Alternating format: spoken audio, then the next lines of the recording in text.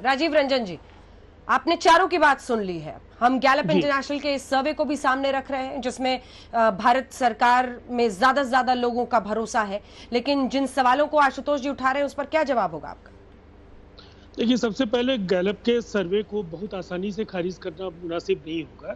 इस तरह के सर्वेज में जो उन्हें महारत हासिल है तो उसकी प्रामाणिकता को जरूर ध्यान में रखते हुए उसका सम्मान किया जाना चाहिए। एक बात बिल्कुल साफ है कि लॉकडाउन जैसा फैसला असामान्य परिस्थितियों में असाधारण निर्णय लिए जाते हैं और प्रधानमंत्री जी के उन निर्णयों को दुस्साहस आप कह सकते हैं, लेकिन अंजना जी, इस फैसले ने कहीं ना कहीं अमेरिका और जापान जैसे देशों में लॉकडाउन को लेकर के जो गंभीरता नहीं दिखी और इस फैसले को वो लेने के लिए तैयार नहीं हुए, उसका फर्क दिखता है। वहाँ की जनता के जो अपने अपने देश में शासन के प्रति जो उनका दृष्टिकोण है, जो नजरिया है, उसके प्रतिशत को आप देख लीजिए और हिंदुस्तान को देख लीजिए।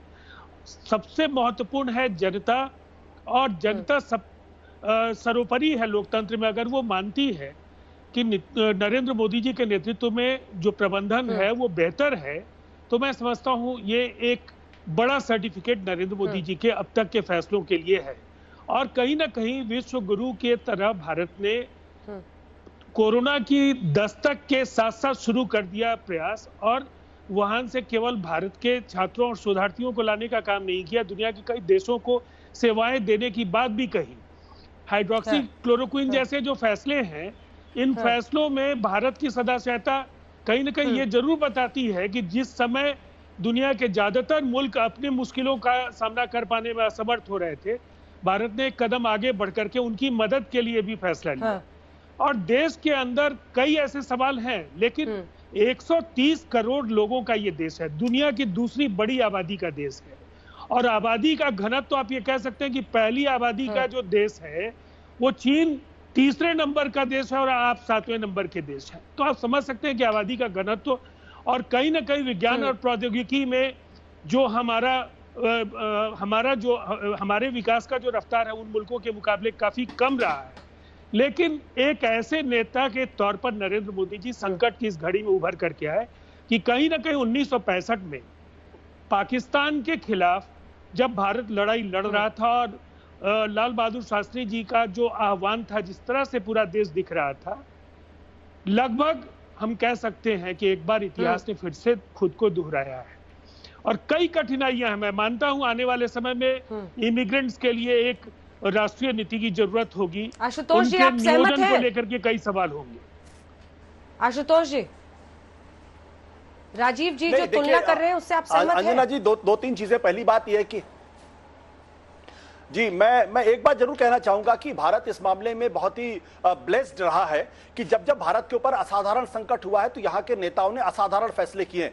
मैं आपको अभी लाल बहादुर शास्त्री का मैं जिक्र करूंगा। 1965 में जब जनरल चौधरी रात को उनके घर पहुंचे और कहा कि छम्मे के अंदर पाकिस्तान की सेना घुस गई, हमें क्या करना, हमें तो बॉर्डर क्रॉस करने बिना हमसे काउंटर नहीं कर सकते, तो लाल बहादुर शास्त्री ने उनको बोला कि आपको रोका किसने, आप घुस जाइए अंदर तक। और वो जो फैसला था, वो फैसला उस वक्त के, अगर शीत युद्ध के युद्ध की बात अगर आप सोचें तो बहुत बड़ा फैसला आपने में था, क्योंकि हम और उसी के तरह 1971 के अंदर जब अमेरिका ने अपना 7वां बेड़ा छोड़ दिया और उसके बावजूद मिसेस गांधी डरी नहीं, उन्होंने जो फैसला किया कि उनको बांग्लादेश के अंदर घुसना और पाकिस्तान को सबक सिखाना, वो फैसला हमने किया। 1991 के अंदर जब हिंदुस्तान सोना बेचने की स्थिति में पहुंच गया था, तब नरसिम्हा राव ने देश की अर्थव्यवस्था में बुनियादी बदलाव करने का फैसला किया। और 2008 में यही फैसला मनमोहन सिंह ने किया जब न्यूक्लियर डील की बात है। उन्होंने कहा कि हम अपनी सरकार गंवा देंगे लेकिन हमको न्यूक्लियर डील करना है क्योंकि देश के हित में है।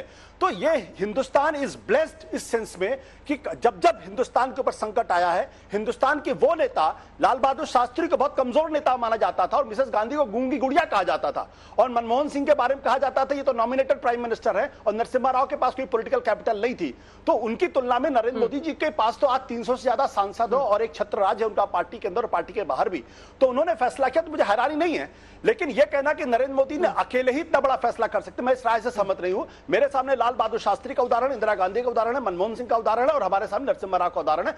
निश्चित तौर पर अगर देश के प्रधानमंत्री का सम्मान बढ़ता है तो हम सब लोगों का सीना जो है वो गर्व से चौड़ा होता है।